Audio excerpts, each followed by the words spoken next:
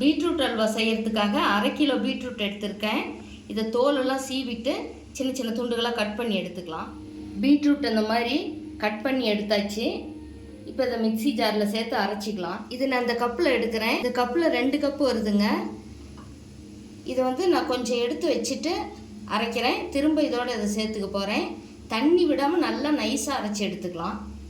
Mixie ஜாருக்கு நிறையா வர்றதுனால நான் இதை 1 கப்பு எடுத்து வச்சுட்டு 2 டைமாக அரைச்சிக்க போகிறேன்.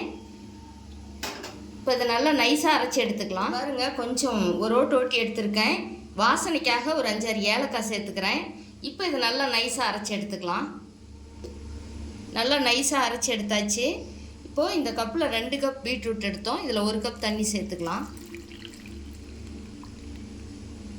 தண்ணி சேர்த்துக்கிட்டு திரும்ப நம்ம இன்னும் கொஞ்சம் நல்லா நைஸாக அரைச்சி எடுத்துக்கலாங்க. அதை வடிகட்டிக்கலாம்.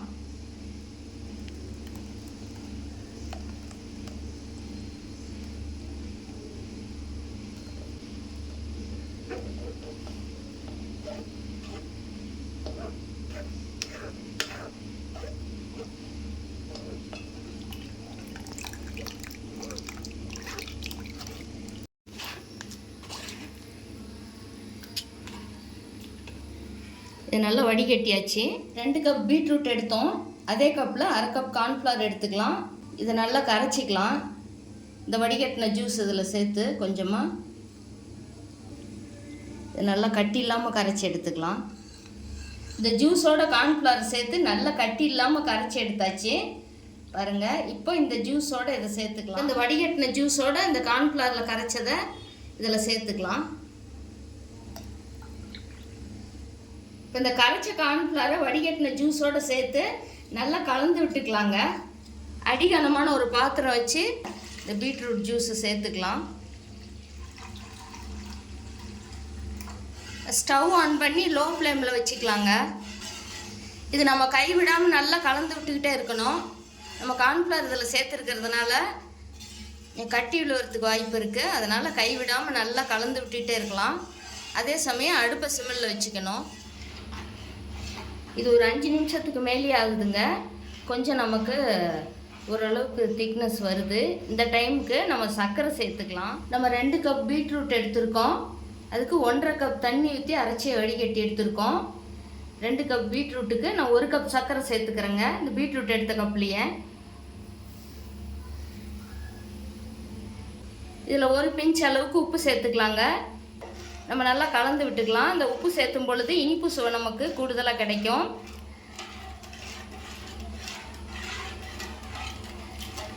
நான் இது பீட்ரூட்லேயே இனிப்பு சுவை இருக்குதுன்றதுனால 2 கப் பீட்ரூட்டுக்கு 1 கப் சர்க்கரை சேர்த்துருக்கேங்க. இது அளவு சரியாக இருக்கும். நல்லா அல்வா பதத்துக்கு வந்துருச்சுங்க.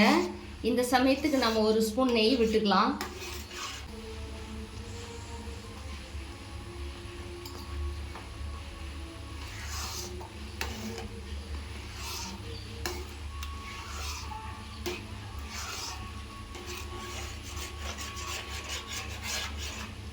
நல்லா கலந்து விட்டுக்கலாம்.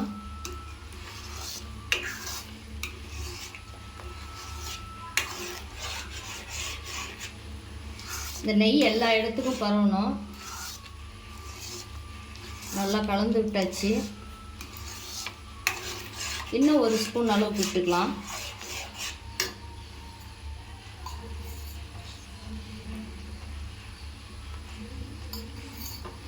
இது இந்த நெய் எல்லா இடத்துக்கும் பரவுற மாதிரி நல்லா கலந்து விட்டுக்கலாம்.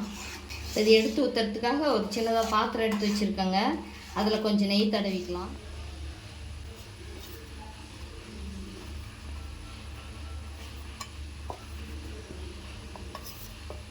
இதுக்கு நான் முந்திரி இந்த மாதிரி பொடி பண்ணி வச்சுருக்கேங்க.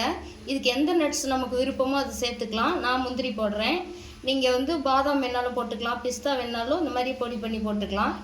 இந்த பாக்ஸில் கொஞ்சம் போட்டுக்கலாம்.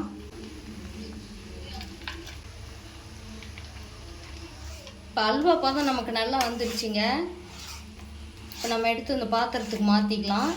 இந்த சமயத்துக்கு நம்ம கொஞ்சம் இதில் முந்திரி பருப்பு வச்சுருக்கோம். இது இதோட சேர்த்துக்கலாம்.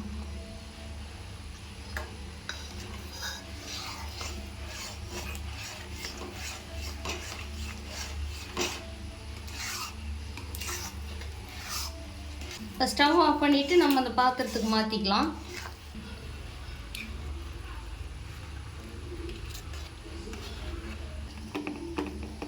இந்த மாதிரி நல்லா சமப்படுத்திக்கலாங்க. இது நல்லா ஒரு 1 ஹவருக்கு ஆறணும். பீட்ரூட் அல்வா நம்ம எடுத்து ஊற்றி 1 ஹவருக்கு ஆகுதுங்க. நல்லா ஆறிடுச்சு. இப்போ நம்ம இதை ஒரு பிளேட்டுக்கு மாற்றி கட் பண்ணிக்கலாம்.